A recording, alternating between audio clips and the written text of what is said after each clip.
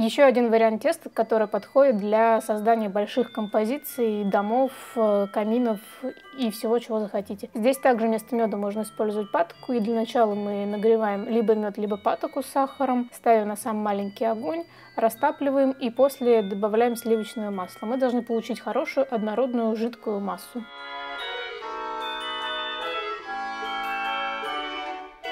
В большую миску мы просеиваем муку, добавляем специи, яйцо и сметану. Все перемешиваем и вливаем потом туда подготовленную либо медово-масляную, либо патоко-масляную смесь. Для того, чтобы было удобнее замешивать тесто, я дальше использую насадку крюк, чтобы миксеру было проще справиться с данной задачей. И, как обычно, после того, как тесто готово, его заворачиваю в пленку и убираем на пару часов в холодильник.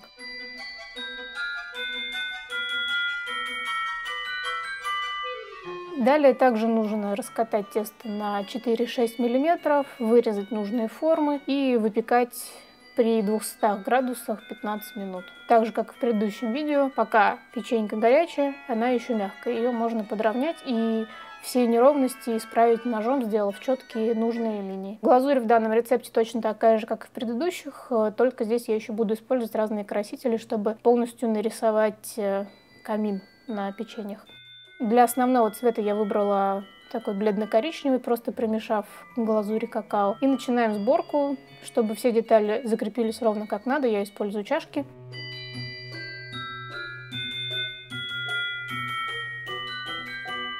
И теперь начинаем непосредственную роспись передней стенки камина. То есть для этого нам нужно сделать глазурь чуть-чуть пожиже и нарисовать вот каменную кладку. Далее при желании все камушки можно заполнить тоже глазурью. Я решила закрасить только нижнюю часть, а кирпичную кладку оставить только в виде контуров. Перед тем, как продолжить дальше украшение, соответственно, вот эта основная часть должна хорошо высохнуть. Ну а дальше дело остается только за украшением, добавлением деталей. Для этого я уже использую более густую глазурь.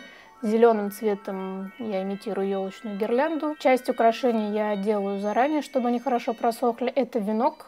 Соответственно, с помощью небольшой насадки мы имитируем елочные ветки. Теперь я прикрепляю настоящие маленькие свечки к камину. И дальше вокруг уже рисую опять же тот же самый веночек глазурью. Соответственно, так как мы используем настоящие свечки, потом его можно будет в темноте зажечь. Добавляю бантики. И часть украшения у меня будет сделана из мастики, а часть из глазури.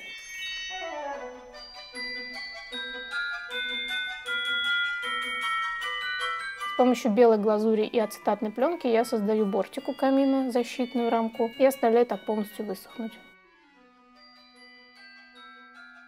Вот и камин готов, и также он очень ярко выглядит в ночное время. Как видите, с помощью пряничного теста можно создать не только домики, но и абсолютно любую конструкцию.